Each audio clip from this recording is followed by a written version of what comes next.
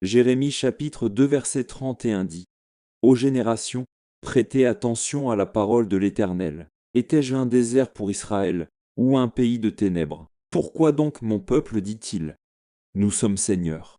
Nous ne reviendrons plus vers vous. Dans ce verset, le prophète Jérémie transmet un message de réprimande du Seigneur au peuple d'Israël. Dieu interroge le comportement de son peuple, soulignant qu'il ne l'a pas abandonné ni traité comme un désert ou une terre de ténèbres. Il était toujours là, offrant des soins et des conseils. Cependant, le peuple d'Israël, dans sa rébellion et son idolâtrie, a déclaré qu'il ne reviendrait plus à Dieu, se considérant maître de sa propre vie. Ils ont rejeté Dieu et ont suivi leur propre chemin. Ce verset montre la tristesse et la déception de Dieu face à l'infidélité de son peuple. Il aspire à une réponse positive, à ce que son peuple revienne vers lui, mais ils ont choisi de se détourner. Ce passage nous invite à réfléchir sur notre propre relation avec Dieu. Elle nous rappelle l'importance de reconnaître la présence et la bonté de Dieu dans nos vies, ainsi que la nécessité de ne pas nous considérer maîtres de nos destinées, mais soumis à la volonté et au gouvernement de Dieu.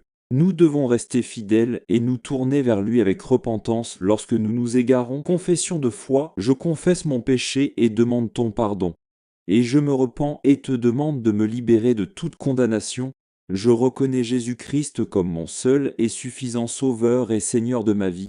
Écris mon nom dans le livre de vie. Éphésiens 2 versets 8 et 9. Car c'est par la grâce que vous avez été sauvés, par la foi, et cela ne vient pas de vous-même, c'est un don de Dieu, non des œuvres, afin que personne ne se glorifie. Romains 8 verset 1. Il n'y a donc maintenant aucune condamnation pour ceux qui sont en Jésus-Christ.